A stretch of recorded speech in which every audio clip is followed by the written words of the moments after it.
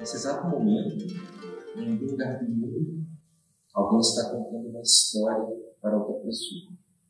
Seja em um teatro, em um festival, na beira da cama de uma criança, em uma sala de aula, num hospital, em um museu, em uma casa de repouso, pelo telefone, ao redor do fogo, em uma transmissão online. É com o pensamento conectado a esses lugares e a essa rede de pessoas que contam e escutam histórias que iniciamos nossa conversa. Olá, bem-vindo, olá, bem só, olá, bem-vindo à força maior, olá, bem-vindo, olá, bem só, olá, bem-vindo à força maior.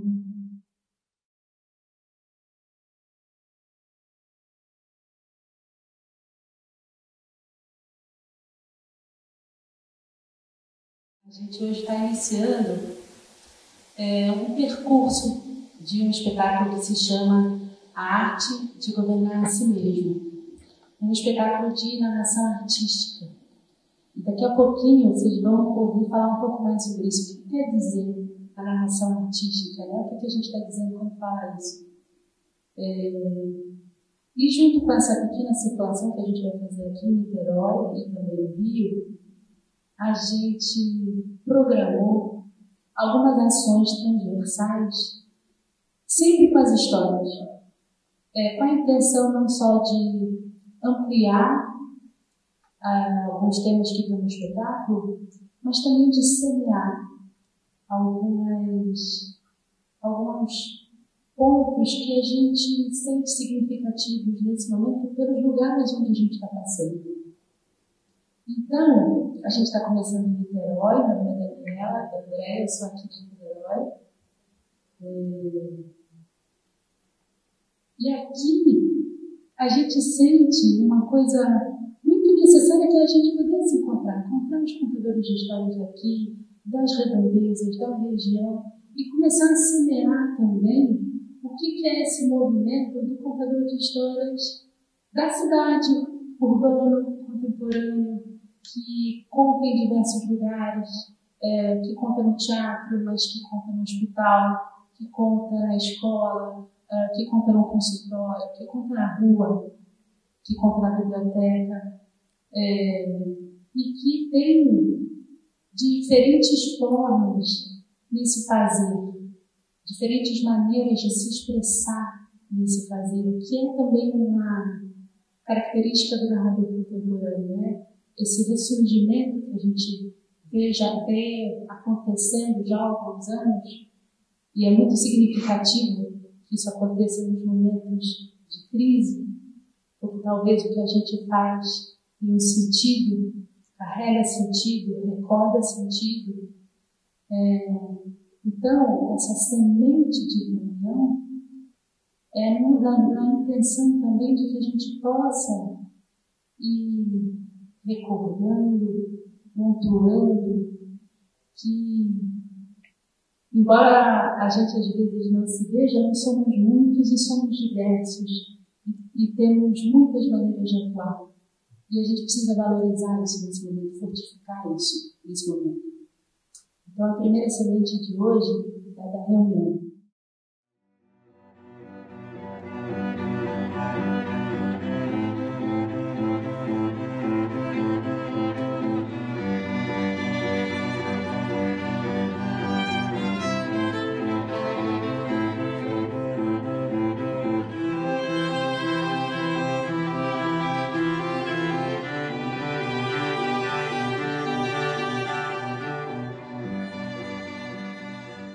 E a ideia de contando uma história, aquilo me impactou muito, porque eu falei, a Ivete já era uma contadora de histórias tradicional, e ela também tinha uma pesquisa das artes cênicas, ela fazia apresentações do SESC, ela tinha uma pesquisa que trazia esses dois lugares, assim, tradicional e contemporâneo. Eu nunca tinha visto aquilo na minha vida, eu conhecia que eu estava fazendo isso. E as pessoas todas têm fome dessas narrativas. Benzer é bem dizer. Então, a gente adoece por causa das palavras, e há palavras, como diz o Sérgio Vaz, que equivalem a um abraço. Há palavras que são curativas, não é? O livro, ele tem esse desejo, né? De a gente encontrar pequenas unidades que possam nos ajudar a compreender, né, essa estrutura que está por trás dessa linguagem que a gente chama de narração artística, que ela, para a gente, é um modo de enxergar a narração de história. Todo mundo conta história, mas o que faz com que alguém seja um narrador artístico?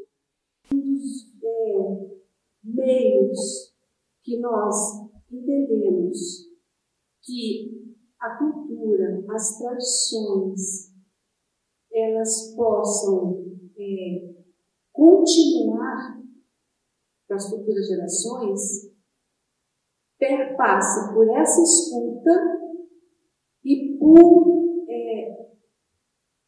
empregar dentro do hoje, do agora, junto aos que fazem as tradições populares, uma pedagogia do encontro, uma pedagogia brincante, uma pedagogia que fale de uma forma mais clara para as gerações que estão vindo no seio desses brincantes e na comunidade onde esses brincantes vivem. Escutando a oralidade dos mestres, que na maioria deles, eles não têm o recurso da escrita e eles não sabem ler a palavra escrita, mas eles sabem ler o mundo, né? Eles sabem ler o mundo. Então nós, no nosso papel de escutadores, nós escutamos os mestres e traduzimos para as futuras gerações aqueles ensinamentos. E na literatura está assim, ó, de gente que foi lá no fundo do poço e tirou força para voltar. Então, esse caminho de quem foi e saiu, na literatura está assim. E é isso que dá a força, como tantas histórias. Me lembrou um ditado Bambara que fala que as pessoas da pessoa são múltiplas na pessoa. Eu sei que a Dani também gosta desse ditado. Como esses saberes circulam, né? Seja no conhecimento erudito, seja no conhecimento popular, que aqui a gente está bem falando do narrador artista, do narrador tradicional, mas como tem um fio que une, um fio de ouro que vai unindo todos esses corações. Ontem a gente estava conversando e esse nome narração artística, eu acho muito legal isso quando você fala assim, a gente dá o nome, agora a gente tem que se dar o trabalho de pensar por que a gente colocou esse nome ele está em processo. Né?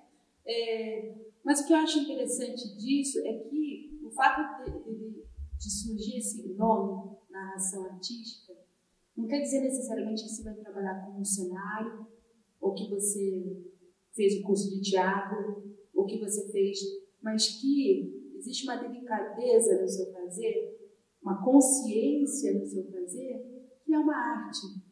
Isso para mim faz com que, por exemplo, o trabalho da crítica dentro de um consultório seja uma arte, porque se a gente for conversar e pesquisar o processo dela, a gente vai ver a arte que tem ali, no sentido de como ela trabalha esses textos, como ela escolhe, como ela deixa a inspiração, o que ela precisa para aquela inspiração vir naquele momento para aquela pessoa. Isso é uma arte. E isso ajuda a gente a talvez tirar o nosso ofício de alguns estereótipos que é normal que se colhem ao longo do tempo, mas a gente precisa fazer essas reuniões para dizer, olha, vai além disso, tem tantas formas, tem tantos espaços, para que a gente possa ter mais espaço. O encontro não é só questão do edital ou do fomento, mas é de você ter espaços onde esse fazer tem um olhar, um valor, tem um reconhecimento, tem uma sabedoria que está muito além, às vezes, de alguns clichês que são demarcados, né? Eu estava aqui escutando vocês e falei assim, que delícia estar na minha turma, porque tudo que eu ouço é música para os meus ouvidos.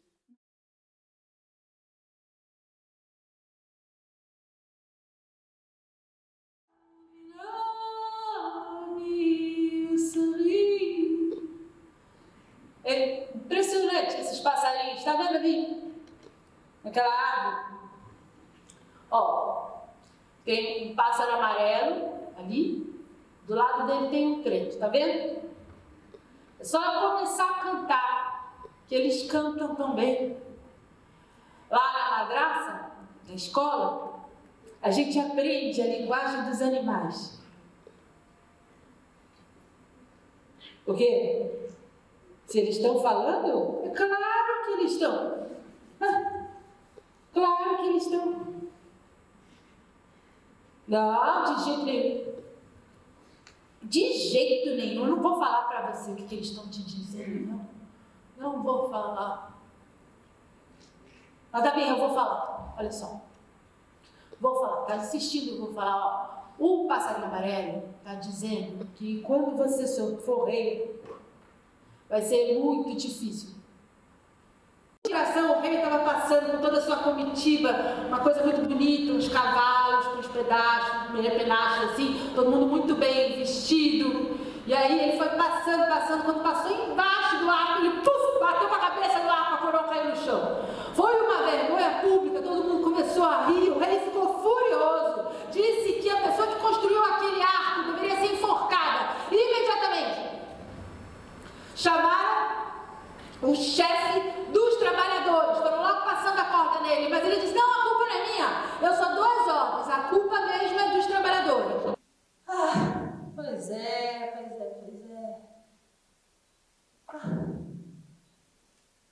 Tentamos racionalizar o nosso caminho, não funcionou. Mas, no momento em que desistimos, encontramos por onde ir. O que te mantém no caminho não é tua força, mas sim tua guia. Teu intelecto é uma miscelânea de pensamentos passando por dentro da sua cabeça, é uma ficção. O ego é essa entidade que o homem, desde seu nascimento, permitiu que o meio construísse ao seu redor e que o consenso dos seus semelhantes fez que o aceitasse, sem questionamentos.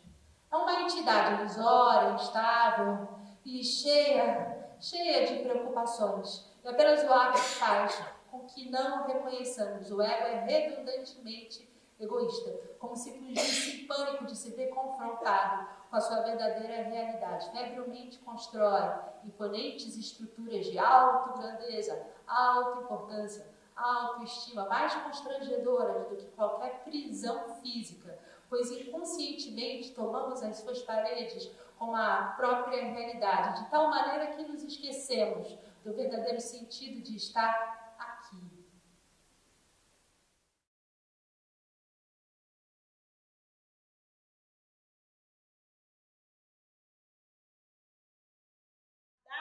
É o sentido, é a função primordial da literatura árabe, é o que a gente chama de adab.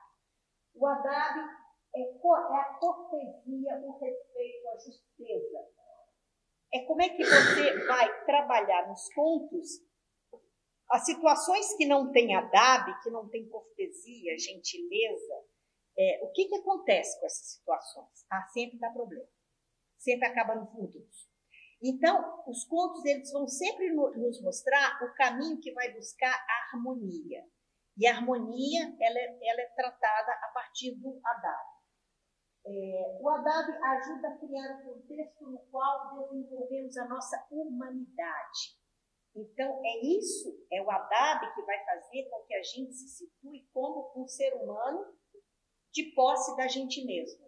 Para esse povo, liberdade não é sair falando tudo que te dá na telha e fazendo tudo que te deu na telha. Não, liberdade, a grande expressão da liberdade é aquilo que você faz com você mesmo. Uma pessoa que não é capaz de ter controle sobre as suas próprias pulsões é uma pessoa que não é livre. Tem um ditado árabe que diz o seguinte: a verdadeira escravidão não é a da condição servil. mas a escravidão das próprias paixões.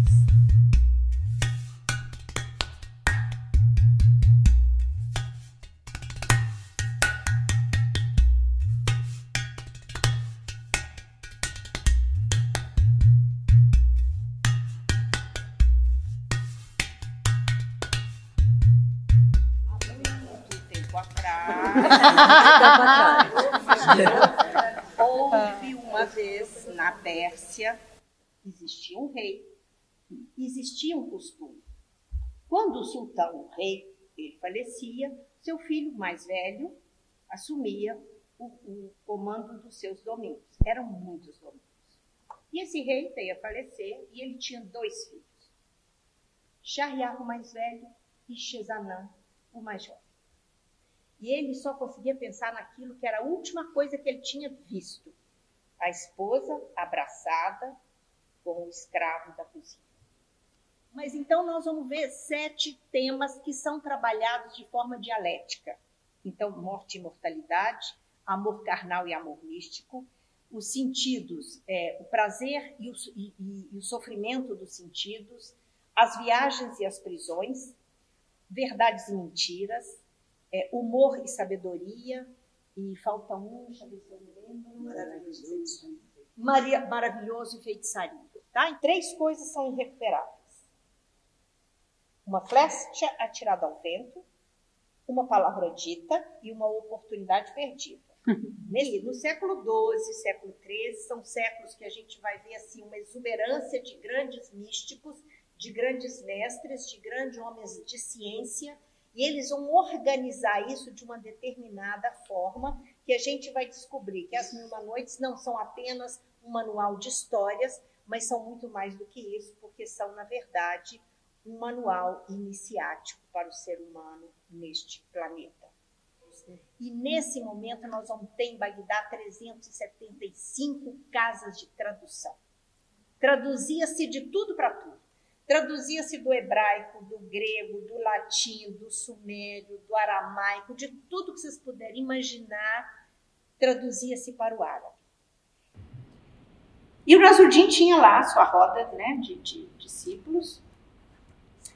E um dia disse para ele: Nasruddin, eu gostaria tanto de saber como que é uma coisa do paraíso. Nasruddin disse: não tem problema, amanhã eu te trago uma coisa do paraíso. No dia seguinte, o Nasruddin levou uma maçã para esse discípulo, mas era uma beleza, parecia assim, era a maçã da Branca de Neve, lustrosa, vermelha, perfumada, formato perfeito. Entregou e disse: olha, essa aqui é uma maçã do paraíso que eu trouxe para você. Aí o rapaz pegou a maçã e olhou aquela coisa linda. Quando ele virou a maçã, tinha um buraco podre, assim, com um bicho. Ele disse: mas como pode, Nasruddin, uma maçã do paraíso com uma parte podre? Ele disse: ah, meu filho, o problema é que no paraíso ela tá de um jeito, mas caiu aqui, tudo apodrece um pedaço.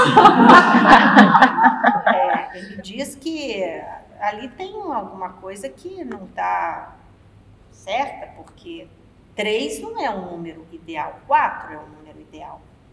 E são 3 mulheres e falta um homem ali naquele lugar. E elas acham muito engraçado, ele é muito, muito simpático, muito interessante. Elas resolvem convidá-lo para ficar por ali.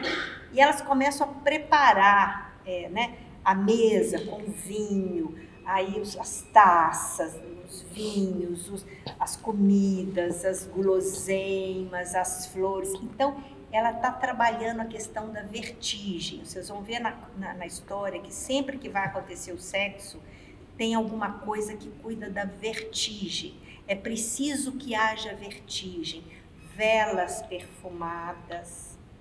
Eu ensinei isso para uma jovenzinha que estava morando na minha casa uma época, e o namorado veio visitar, ela falou assim: me ajuda a fazer alcova.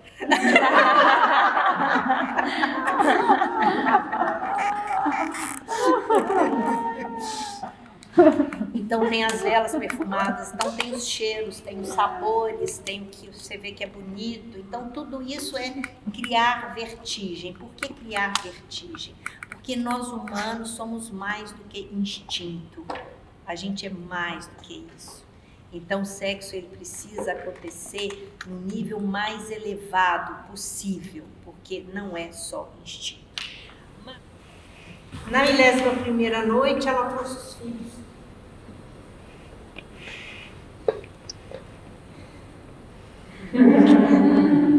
Também estou assim. E ela apresentou para ele os filhos e disse: são seus filhos, que ele não conhecia ainda. E ela pediu a ele que ele poupasse a vida. E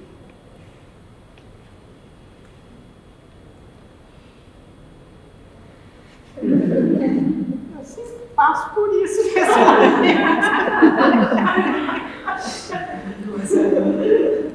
E ele disse para ela que ele não poderia viver mais longe sem ela. Abraçou os filhos e mandou que os escribas escrevessem em letras de ouro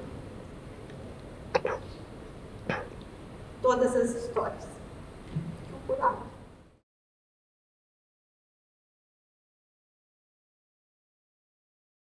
Eu só consigo contar uma história, vocês sabem, que há muito tempo atrás, num lugar muito distante, que se chama Bagdá, existe até hoje.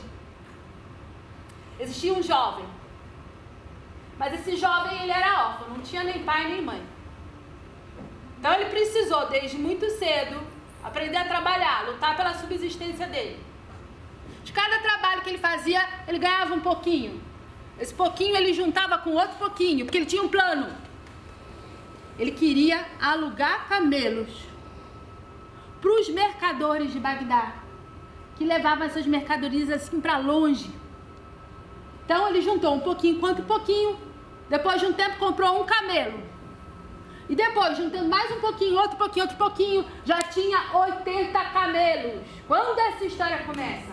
Quando estava tudo pronto, os dois partiram, foram seguindo assim caminho fininho, que passava assim numa espécie lá na frente de desfiladeiro, tinha um abismo. Eles foram subindo, foram chegando no abismo, tinha 2 paredões de rocha, tão altos, que parecia que nenhum homem podia subir ali. Mais à frente o caminho foi descendo, aí chegaram assim num terreno plano, e de repente aquele velho, que era um eremita, falou que eles abaixassem os camelos para carregá-los. Abaixaram. O eremita pegou uns pedaços de madeira, fez uma fogueira, lançou umas ervas na fogueira, a fumaça se levantou.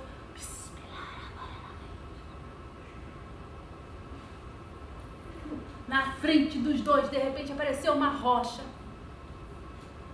O eremita empurrou a rocha.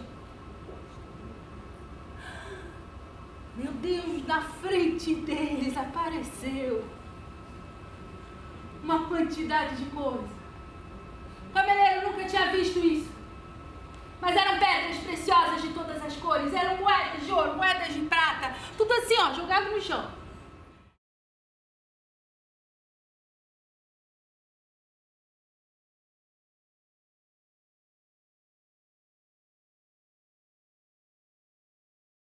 As viagens são inseparáveis das histórias, né? As viagens são nascedouros de histórias e vice-versa. E a viagem em si mesma é um tema arquetípico, né, da humanidade. E quando a gente fala em viagem, a gente pode pensar em muitas coisas, né? A gente pode falar de fluxos migratórios, de refúgio, de colonização, de peregrinação entre os caminhos sagrados, dos caminhos iniciáticos, de imaginação, de encontros e desencontros entre os povos, de alteridade, de encontro entre as diferenças, muitos assuntos que nascem do tema viagem, né? A gente sempre fala assim, olha, por mais que a gente vá nos assuntos que às vezes podem ser muito delicados, a gente ir pela via da literatura, porque é como ir pela via da fábula, né? Então é aquela coisa, tem aquela história que a verdade disfarçada de fábula consegue entrar no castelo. Então a gente vai muito por essa, vamos disfarçados de literatura, não que não seja, a gente adora literatura, mas também temos outras intenções com a literatura, né? Mas de poder realmente trazer outras narrativas, ter mais escuta, abrir para mais diversidade, para mais conhecimento. Acho que é uma coisa que às vezes a gente aqui no Brasil não sabe muito, né, sobre o Oriente Médio, sobre... agora a gente está sabendo muito sobre a África, que bom, né, começando a saber. E, então é abrir mesmo, abrir para outras escutas e para outras narrativas. Então a gente usa muito a literatura. Então a gente começa a sair, eu falo, não, gente, vamos voltar. Vamos voltar, a literatura é uma porta, uma grande porta, assim, eu acho. E uma grande porta também para harmonizar, né? Então, acho que isso aí é bem forte na nossa intenção. Assim.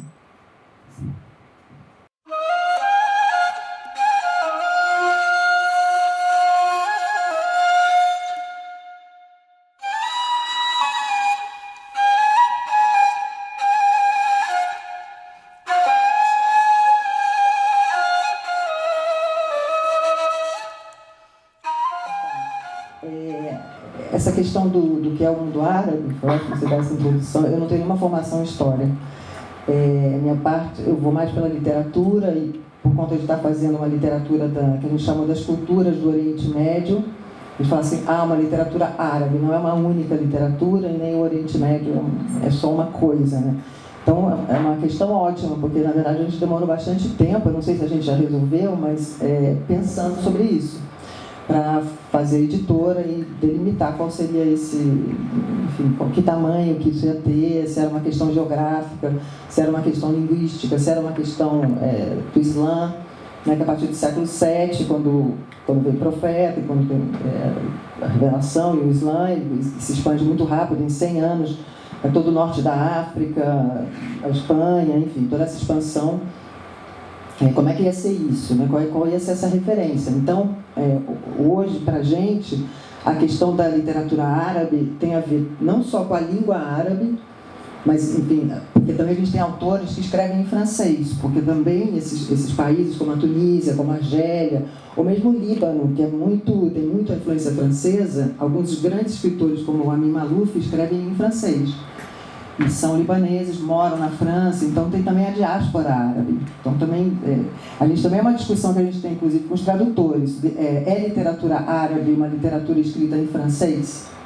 Por árabes, né? por cidadãos nascidos em países árabes. Então são questões, assim, então sempre não tem uma solução, mas tem uma conversa, né? Na Arte de Governar a Si Mesmo, que a gente assistiu agora, o príncipe faz uma viagem iniciática, com a ajuda de um mestre que conta histórias para ele. O príncipe viaja despido de suas roupas de príncipe. Ele viaja disfarçado ao lado do mestre. Nas 1001 Noites, tem muitas histórias em que o sultão Harun al-Rashid viaja disfarçado. Inclusive, uma das histórias que a Dani conta, que é do cameleiro, ela está nas 1001 Noites como o cego de Abdalá. E ela começa, a Dani e o Arley optaram por não colocar essa introdução, mas ela começa com o sultão Harun al-Rashid passeando pelo reino e encontrando com um cego, que vai contar a história dele, né, que é o cego de Bagdá. Perdão. Enfim. E, seguindo nesses disfarces, né, no próprio conto Moldura das 1001 Noites, o sultão Shahriar, do lado do Shahzenan, que é o irmão dele, tem uma grande parte importantíssima do conto Moldura das 1001 Noites, que eles estão disfarçados, né?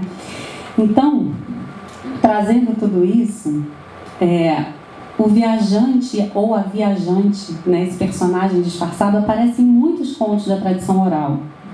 E numa compreensão simbólica, eles muitas vezes vivem um processo de aprendizagem, estando disfarçados, em que eles se descolam da identidade deles, que eles já conhecem, para ir experimentar um lugar de mais amplidão.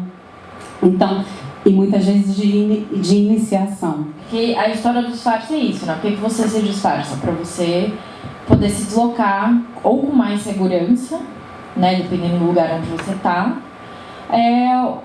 Ou tinha muita espionagem também, né? Até hoje tem essa coisa dos disfarces e tal, esses viajantes do século XVIII, XIX. Tinha gente que... tem uma história, Robert, não lembro o sobrenome dele, mas é um britânico que se disfarça de mercador chinês para conseguir ver como é que eles faziam chá na China, que era um segredo de Estado e tal. Então, essa história dos... Aí tem as histórias desses príncipes, de gente da nobreza, reis que se disfarçam, gente do povo, para saber o que o povo está falando sobre eles.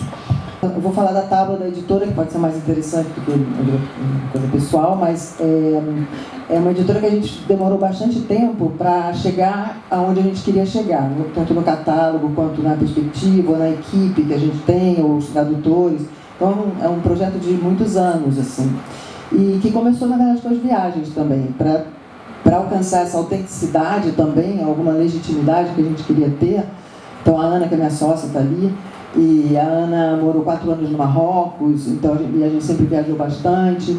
E conhecer, e uma viagem de viver ali mesmo, de estar perto, de, enfim, fazer parte de uma cultura. É o que eu busco fazer hoje também, até hoje viajando, que é uma coisa de perceber como para, não sei, uma sensação muito pessoal, como cada vez mais assim, que o humano e as sociedades, como elas estão cada vez mais independentes dos seus estados ou das decisões políticas que, sei lá, quem está tomando, mas como tem essa ligação humana, essa coisa que realmente nos une nesses lugares, em qualquer situação. Então, quando você tira todas essas narrativas, que também é uma preocupação nossa de se libertar um pouco das narrativas mainstream, assim, mais presentes e inculcadas na nossa, né, a gente pensa que sabe tudo, né? Eu sei, então árabe é terrorista, então isso é não sei o quê, então eu sei tudo, né?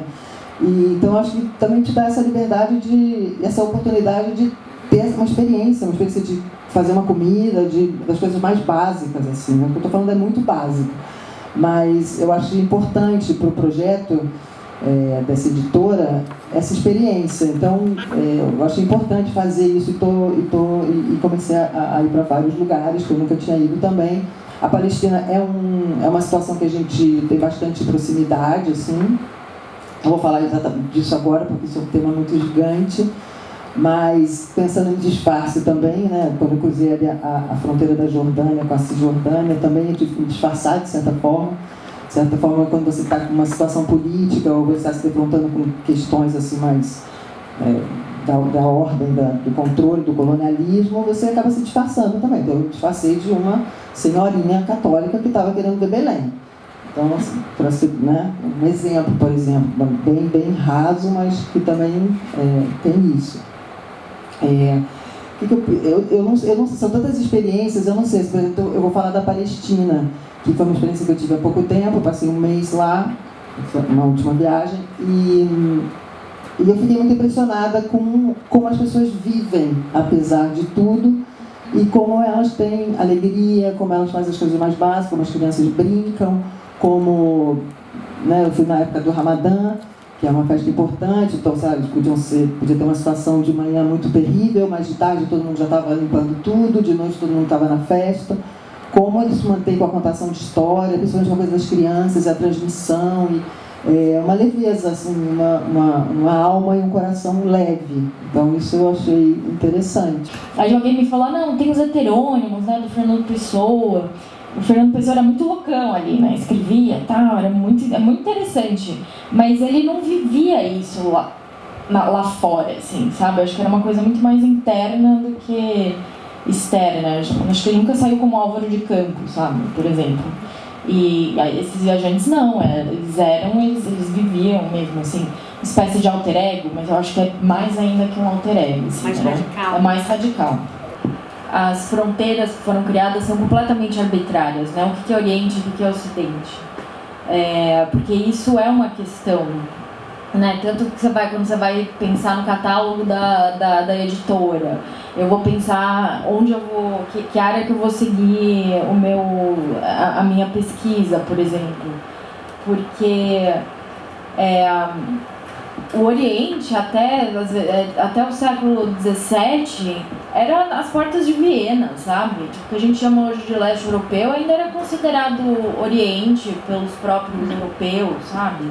Então, Grécia, nesse berço da civilização ocidental, da onde? Assim, porque isso são tudo criações, né?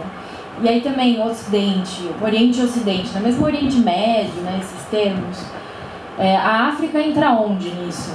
O norte da África entra, é africano, é árabe, ele é oriental, no ocidental é uma linha que separa um do outro. O Brasil está onde? A gente se acha super ocidental, mas você vai nos Estados Unidos, a gente é outra coisa, entendeu? Depende muito do lugar onde a gente está para ver esses pontos de vista. Então, o Said e as fronteiras são coisas completamente arbitrárias. É uma criação realmente muito recente, século XIX, né? 20, né? Enfim. Então, eu só trago aqui o Said para a gente questionar as fronteiras. E esses viajantes, eles acabam, que eu estudo assim, né? Eles acabam também colocando em questão a própria ideia das fronteiras das identidades mesmo. Então, por exemplo, quando eu estou viajando nesses lugares, os mais diferentes, eu vejo muitas coisas em comum. Assim, eu vejo muito no mundo árabe a questão da hospitalidade, que eu acho uma coisa sensacional. Assim. Imagina até ouvir o Milton Ratum falar uma coisa linda, que era a tradução é um tipo de hospitalidade, né? Que é você receber. E foi até num simpósio também que tinha um outro professor, que é um professor daqui do FRJ, Mohamed, esqueci o sobrenome dele. Ele falou uma coisa muito bacana também, que o mundo hoje vive uma crise de hospitalidade, assim. Então, não sei porque você começou a perguntar isso, eu pensei nisso, assim. Então eu procuro prestar bastante atenção nesse critério, nesse valor, né? E que o mundo árabe tem bastante. Eu acho que é por isso que também me atrai muito essa questão do outro, né? Como se vê o outro, assim. Falando de uma sociedade, falando do dia a dia, da comida, não estou falando de nada, uma área mais, sei lá, dos estados ou das doideiras. E eu trouxe aqui um trechinho do Tahir Shah, justamente esse narrador, contador de histórias incrível, que é de uma família anglo-afegã. E ele fala assim, ele é filho do Idris Shah, que é um grande pensador, contador de histórias. E ele conta no livro Nas Noites Árabes, ele conta, que é um livro maravilhoso, ele diz assim: para o meu pai, não havia maneira melhor de compreender um país do que escutar suas histórias. Ele costumava alinhar minhas irmãs e eu e nos encantar com episódios de As Mil e Uma Noites. As histórias funcionam de uma maneira muito especial, ele dizia, entretendo a mente enquanto transmitem um tipo de conhecimento interior. Ouçam as histórias. Ele insistiu repetidas vezes, e elas funcionarão como um manual de instrução para o mundo. Então, gente, que a gente siga contando, escutando histórias de todos os povos, que elas fazem a gente ir ao nosso encontro, né? Muito obrigada.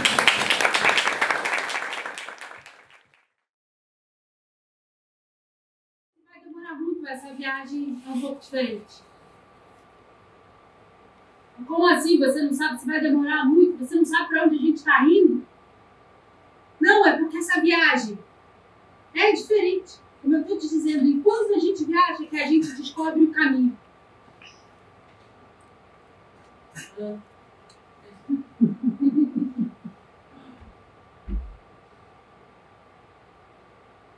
Tem alguma coisa aí para comer na sua bolsa?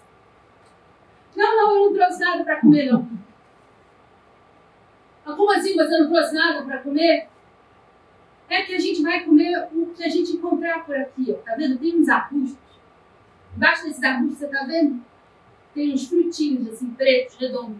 Esses frutinhos são ótimos para o viajante, dão muita energia. Não são as folhas, tá vendo essas folhas amarelas, rajadas de verde? Essas não, essa não pode comer, que é venenoso. Mas os frutinhos são muito bons, é isso que a gente vai comer.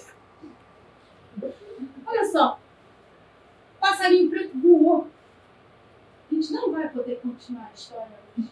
Vamos ter que seguir viagem, depois a gente continua.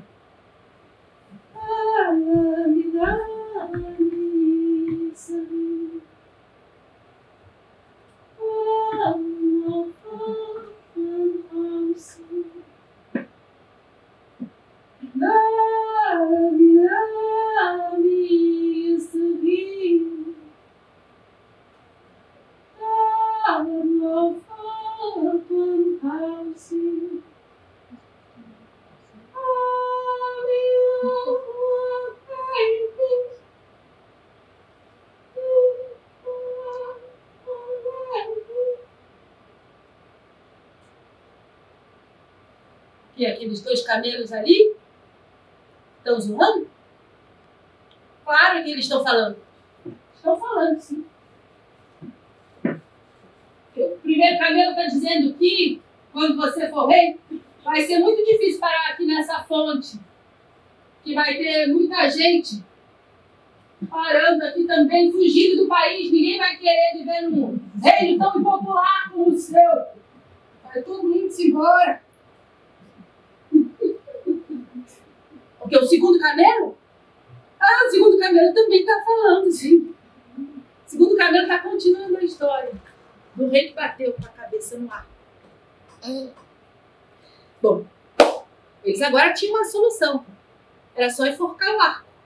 Olha que solução maravilhosa. Trouxeram o arco para ser enforcado, de acordo com as palavras proferidas. Iam passando a corda no arco para enforcar. Quando de repente alguém disse, não, mas esse arco não pode ser enforcado, porque esse arco tocou na cabeça real. E tudo que toca na cabeça real não pode passar por uma difamação pública. E agora eles tinham empate, não podia enforcar o arco. Resolveram perguntar de novo para o velho. Não, ele já tinha morrido, não podia perguntar. Resolveram perguntar para os doutores da lei. Os doutores da lei vieram com uma solução. Claro, a parte de cima realmente encostou na cabeça real, não podia ser enfocada. Mas a parte de baixo poderia responder pelos equívocos da parte de cima, como sempre. Então era só botar a parte de baixo. Então, agora sim, passando a corda, já iam enfocar. Quando puxaram a corda, não deu. A forca era muito alta. Resolveram então fazer o quê? Enforcar o fabricante de corda. Enforcamos o fabricante de corda. Iam passar a corda no fabricante de corda. O fabricante de corda disse que a culpa não era dele por essa corda ser pouca. A culpa era do construtor da forca. Que ele sim fez uma forca muito alta. Chamaram o construtor da forca. Eu enforquei esse também. O construtor da forca disse, não, para! Para, falou o rei. Chega disso. Vamos deixar esse assunto da culpabilidade para depois. A população está enfurecida, precisa de uma solução. Tudo que a gente precisa é encontrar uma pessoa que tenha o tamanho ideal para a forca. Só isso. A gente precisa encontrar alguém que caiba certinho ali. A gente resolve isso e está tudo certo. Deixa aqui. Às vezes você tem 2 orelhas, o amor tem só uma, ela ouve certeza, enquanto as outras ouvem dúvida. Empenha-te com pés e mãos nessa busca mais. Quando alcançares o oceano, então deixa de falar sobre o riacho. Fala menos asneira, põe teus erros à sua frente, deixa esse osso para os cachorros.